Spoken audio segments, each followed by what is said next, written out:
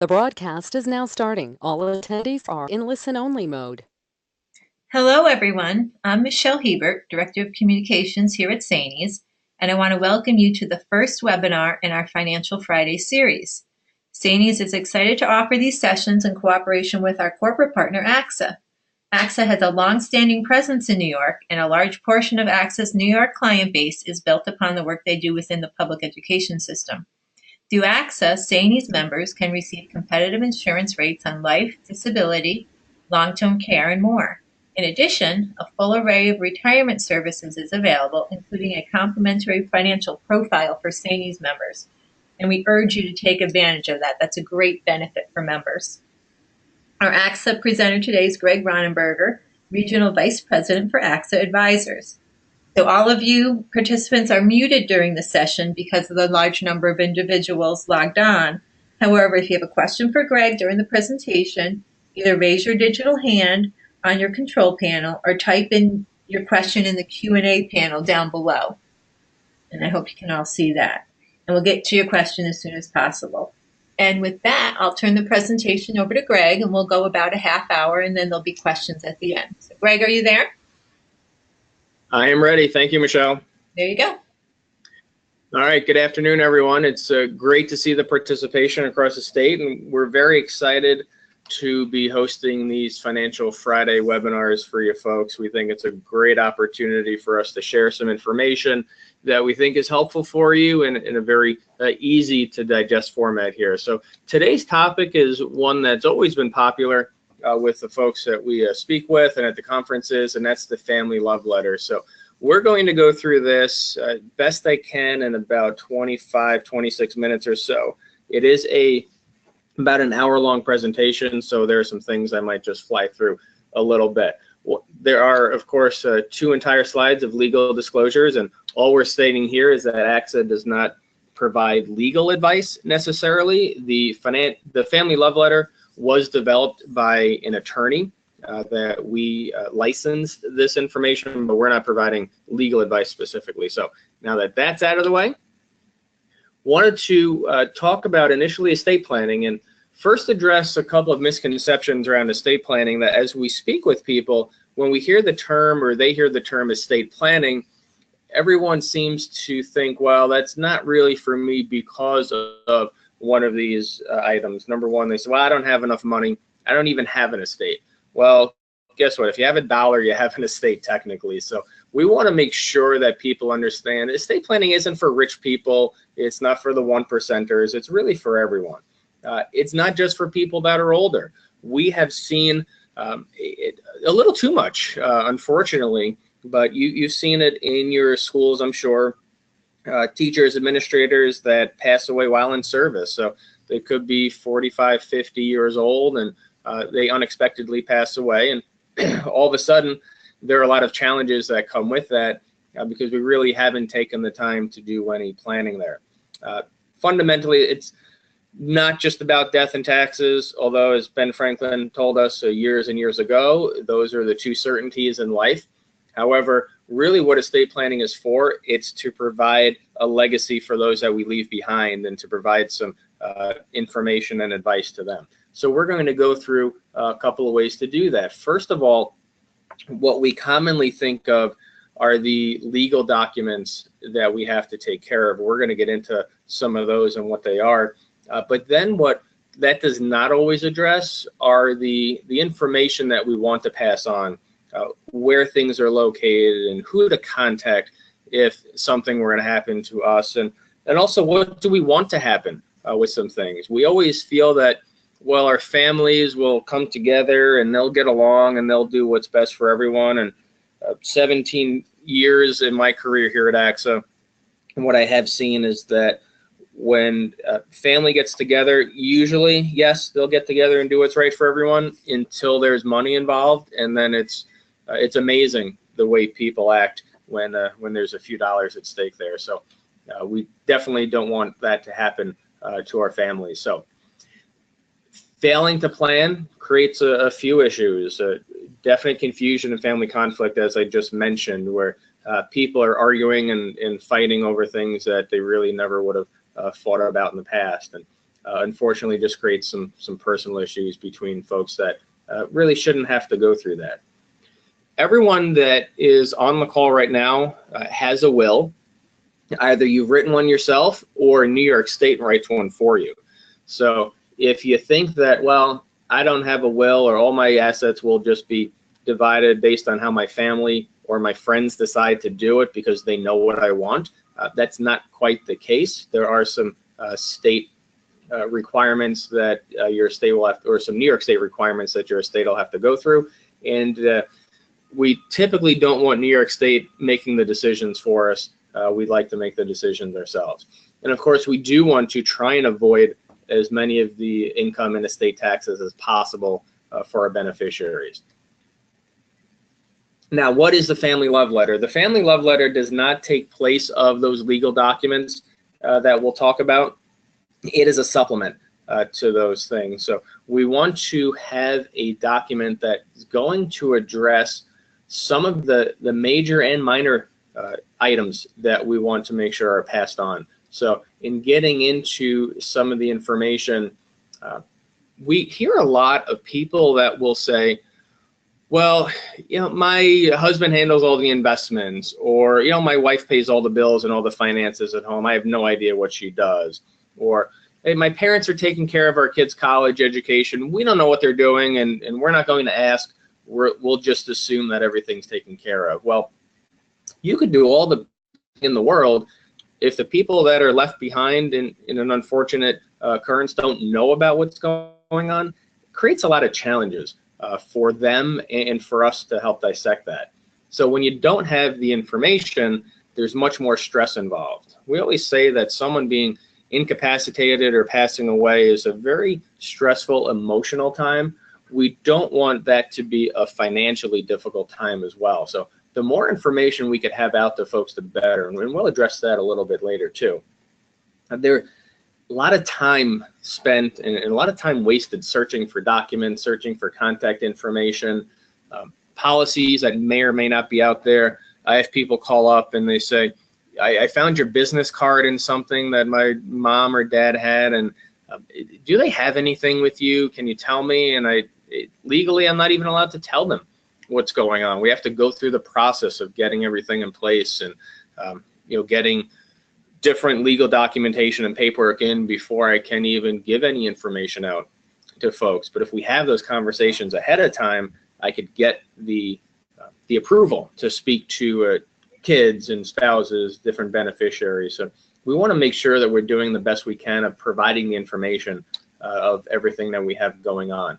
So looking at 4 different sections, we'll go through these one at a time. Number one, all the people that we work with. Think about all the different professionals that you might work with, whether it be your attorney for some of your legal advice that you get, different advisors. Some people have 2, 3 different financial advisors, and then you have a stockbroker person, you've got your property and casualty insurance person, just so much out there, so many different people to contact. When advisors, there might be someone on an initial policy that helped you out with it initially, and that person retired or moved on, and you don't have the updated contact information. So it causes a lot of confusion and stress sometimes. And then we look at all the investment assets that we have, and what are the strategies involved. When we're talking about some of these things, keep in mind too that it's not just, okay, we die and then these things get passed on, but what if we're older and incapacitated? What if our memory starts to fail us, like we've seen, and hopefully no one has seen that too close in their family on the call here, but there are a lot of times when folks just can't make decisions for themselves, or they start to forget what they have that's going on. And unfortunately, there's a lot of predatory individuals out there that'll try and take advantage of that. But we want to know where everything is and what's the strategy behind it, so that if someone's coming in to take a look, they say, all right, this looks right, or hey, this doesn't look right. We need to address this. Things that people don't always think about that have cash associated with them, a cash value, like frequent flyer miles. Those are benefits that are passed along as they accumulate. Different liabilities too. Who do we owe money to?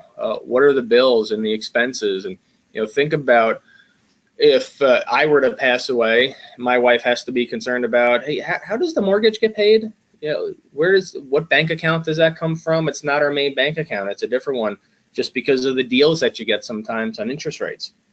So we've seen sometimes people will close out bank accounts, not realizing that there's an automatic draft to a payment or a premium for an insurance policy, and then a policy lapses because, well, hey, we didn't realize that the premium was being paid through that account. And then credit card information as well. It's very difficult to get information on credit card from the companies there on the different accounts if you don't have all the information, like the passwords and the different sites that you have to go to get that. So critical to have this information all in one spot. Then looking at different insurances. So all the different insurance type plans that you could have, your health disability insurance, any life insurance policies out there. People tend to accumulate many different types of life insurance plans. You have one through Saney's, and then you have your New York State plans, and then you have any personal plans that you have. And this is all very important for people to know about, especially as we get into older age and we're looking at our retiree health insurance, all of our property insurances. So have all that information on there. Now, like we talked about, military benefits are big. A lot of folks that have a family that have military background have all that information handy too. They're doing a better job of that, but that is a quagmire sometimes in trying to unravel all the different military benefits that folks might have. So then getting into our legal documents, we talk about the will, the living will, power of attorney. We'll get into those a little bit more, time permitting, but have all that information as part of this as well. And who has the documents, where are they, and what's inside of them. Any trust documents that we've set up. Things like, again, we talked about military discharge information, marriage licenses, divorce decrees. You can't imagine the number of people that get divorced, never change their beneficiaries on their New York State benefits or on their 403(b) plans or IRAs. And then all of a sudden someone's coming in and saying, well, hey, these people aren't married any longer. I am married to this person now. Well, hey, we don't have that information. It's very tough then at that point in time. Number of other pieces as well. Many times school employee spouses or families will own businesses. So there's another entire list of documentation that we might need to have there. So very quickly going through some of the legal documents that now this is where you want an attorney to come in and help you out to set these up. There are certainly websites that are out there that you could go on and say, hey, I could get all my legal documents for $99. I typically don't recommend those because you want to take a look at your situation, and if it costs you a few extra $100 to get this done, you could do that. Your will is essentially what happens to all my stuff when I pass away. Now, keep in mind, though, that your beneficiary designations on any of your accounts will supersede your will. So I could put in my will, I want everything to go to my best friend, Mike, when I pass away. Well, okay, Mike would be very happy about that, or maybe he wouldn't want my stuff, I don't know. But if my beneficiary designation says it's going to my ex-wife, well, then she's going to get those benefits. So, for example, you want to make sure that you update all of your information on your beneficiary designations, and also then what doesn't have a beneficiary designation should go in your will. This is where an attorney will help you to determine what has a beneficiary designation, what needs to be updated, and what you could pass through your will. Then you've got just a disposal list of your personal property. Looking at kids come together and they say, well, mom would have wanted me to have her ring. Well, which ring are we talking about, right? The wedding ring, the engagement ring, the ring that she got from her mother that was passed on, and all of a sudden people start fighting over the dumbest things. And then all of a sudden you get that ring appraised and it's worth $35 and everyone says, okay, you could have it. No, you could have it. She wanted you to have it. It's funny how that works. But have detailed descriptions and pictures of those things. I want this to go to this person. I want these possessions to go to a charitable organization. So very helpful. The more detail, the better, especially when we have mixed families or second, third marriages where we have children from a first marriage and then we've got a spouse in a second marriage, then they don't quite get along sometimes. Unfortunately, we see that quite a bit. There's a little jealousy there sometimes, and that's where we see a lot of battles. So the more detailed we could be, the better. Your living will, remember the Terry Chavo case down in, I believe it was down in Florida back a number of years ago. What do you want to happen if you can't make decisions for yourself?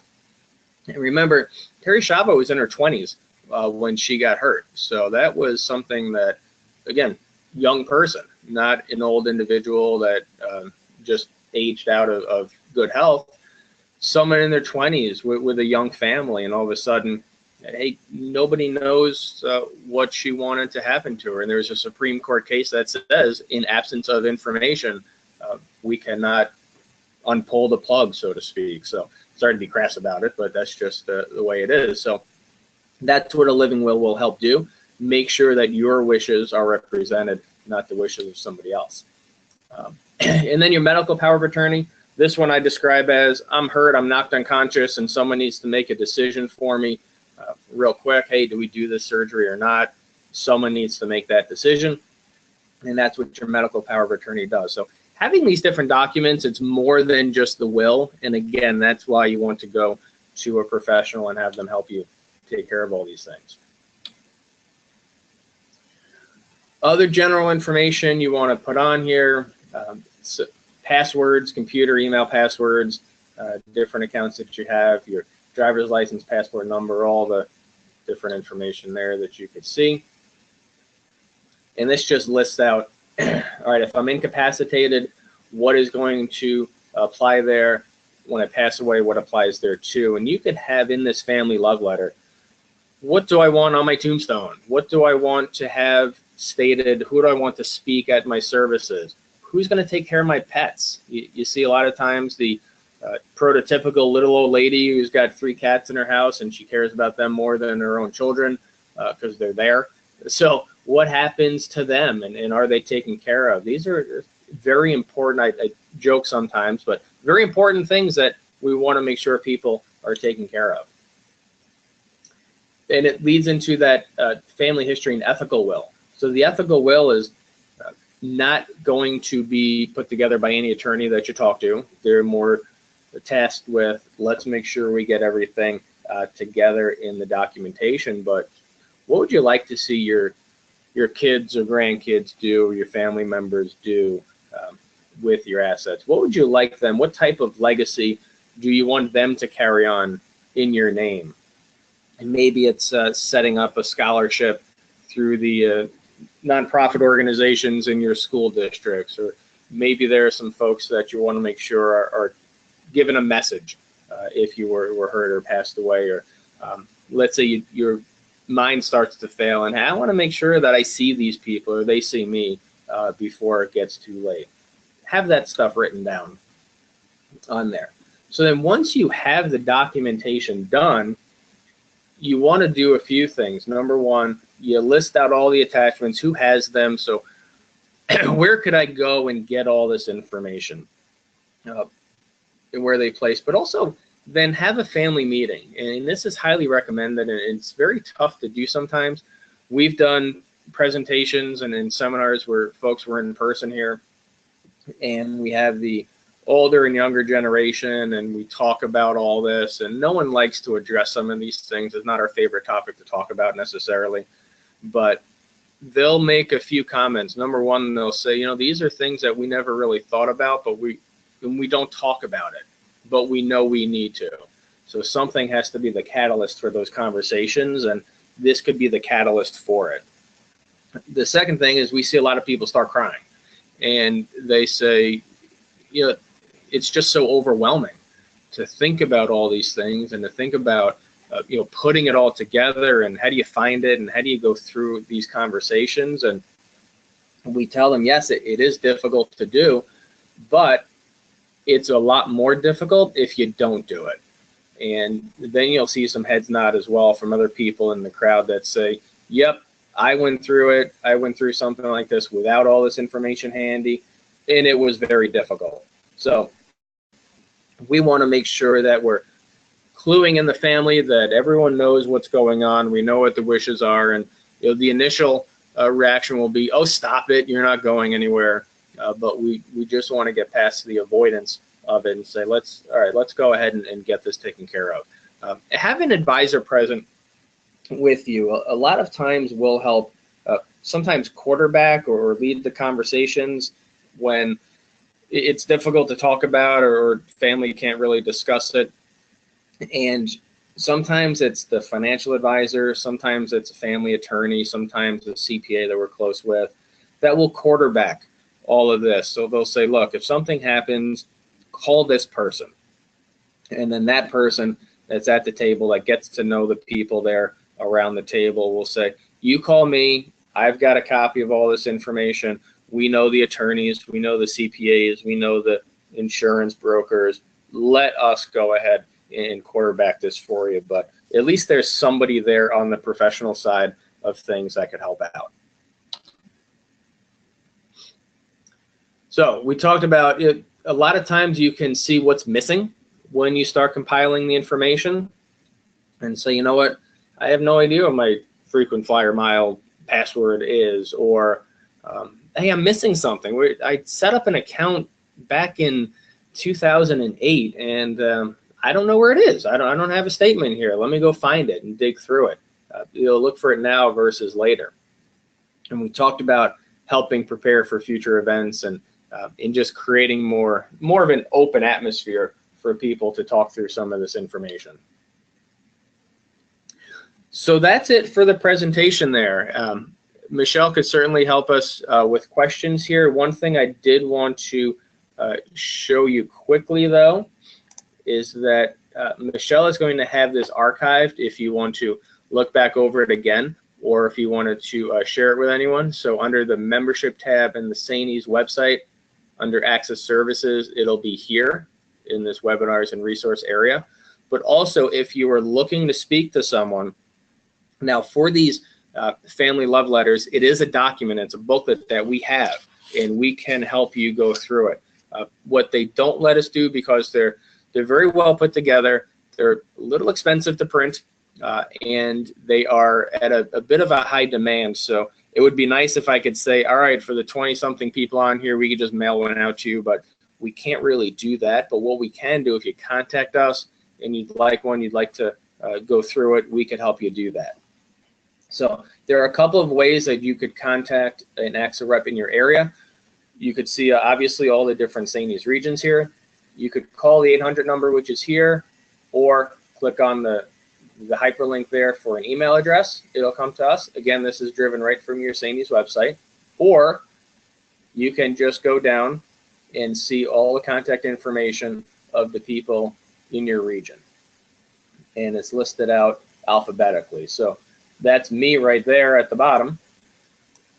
I cover all these different areas and regions, but all of the AXA advisors throughout the state are well versed with this information. They know an awful lot about it, and they can help you out. So Michelle, with that, there's a few extra minutes that hopefully people have some questions and we could start answering. Okay, if anyone has a question, just type it into the question field, and both Greg and I can see those questions. In the meantime, Greg, we had one question earlier, and someone just wanted to know if we can get a copy of your actual presentation. We can do that. I can send it to you, Michelle, and you can post it on that area in the website where you post the WebEx. We can do that. Yep. So we'll record the entire presentation is being recorded, and we'll also post this presentation. So Greg, I do have a question. It says, does AXA charge a fee to go through this with us? Great question. Yep. The answer is no. There is no fee for a consultation or to walk through this with somebody.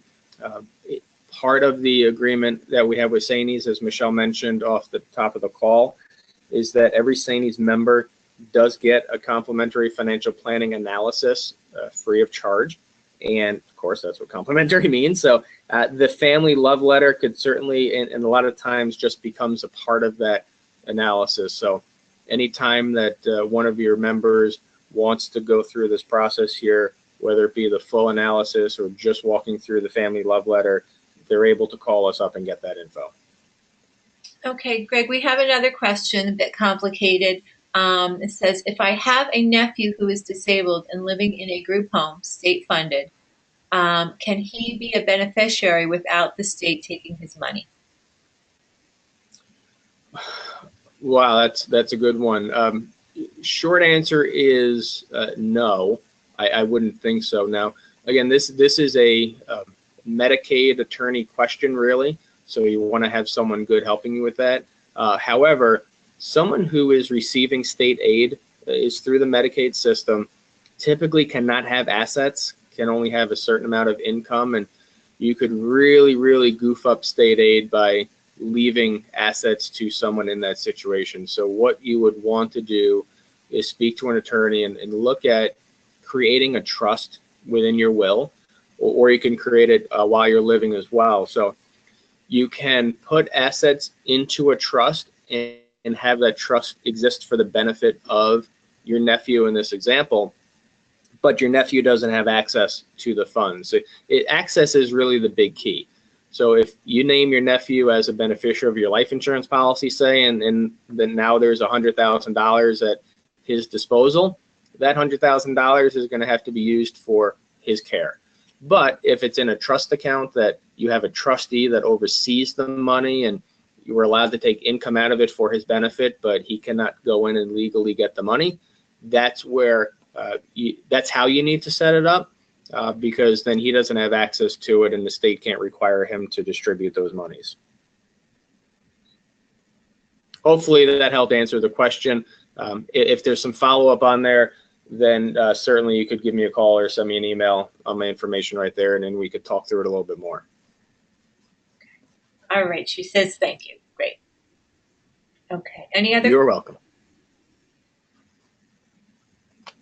All right, maybe one more minute in case people are slow typers. Here we do. We have another question. Okay. My 403B is currently, a little typo here. Is currently under management by someone else. Question. They may retire soon. How can I transfer it to AXA? Okay, great question. And we do run into this quite a bit. The average age of a lot of someone in the financial professional field is in the early 50s. So your advisor might have a retirement plan that's earlier than yours. Best thing to do is contact your local AXA rep based on the contact information there on the screen, or again, call me and I could get you in touch with someone in your area. It's a fairly easy process. The IRS rules make it pretty easy to move between 403B accounts from one provider to another. But what we want to do first is just assess what you have, take a look at the plans that we have to offer, just make sure that it is a suitable switch for you to do that. But as far as the mechanics of it, we handle most of that. We would just want to make sure that we're assessing the situation and making sure it's the right thing to do. All right. Thank you there. Anyone else? This is fun. I like this thing. All right. We should have just done 30 minutes of Q&A. There you go. Advertise that. You'll get a lot of Q&A, I'm sure. Okay. All right. It seems like that's all the questions. And like Greg said, we certainly would welcome any follow-up questions or input. And Greg's got the contact information there. It's right on the Saney's website, so you could always reach out in that way, or you could contact Saney's directly, and we would put you in touch with the representative in your area. So if that's it, I think we're going to log off for the day. And we thank you, Greg. I wanted to thank you for taking your time. And you all know this is going to be archived, and we hope to see you or listen with you for January's Financial Friday webinar, which is called Your Family, Your Future, and that'll be on January 5th. And again, you can register for that on the Saney's website, and we'll be advertising that as well. So that's all for now. Thank you, everyone.